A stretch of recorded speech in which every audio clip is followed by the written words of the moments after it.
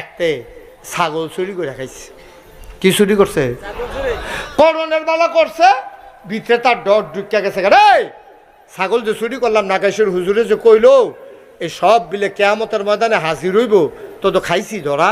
আচ্ছা থাক, ইমাম সাহেব মুয়াজ্জিন সাহেব দাওয়াত দিয়া খাওয়াইলি। তা ছাগল জব করিয়া ইমাম সাহেব মসজিদের মুয়াজ্জিন সাহেব দাওয়াত দিয়ে, হুজুর খাসির গুস্ত দিয়া খাইবেন দাওয়াত। খাওয়াইটা ভাই সাইডা, কথা কইন না, খাওয়াইটা ভাই সাইডা। তা হুজুর কারবার একটা ঘরছে, কয় কি তারে? কয়টা তো চুরির খাসি। কি আর খাসি? হুজুরে কারে করছত কি রে চুরের খাসি দিয়া আমার ওই ইমাম মুয়াজ্জিন দুজনটা খাওয়াইছ? কয় জি হুজুর, ডরে আপনার উসিলাইনি বাসন যায়, এর লেগিয়া খাসি আপনারাও শরীর রাখছি, এর লেগে আপনারা খাওয়াইছি। তো হুজুরে কয় আরে করছত কিতা?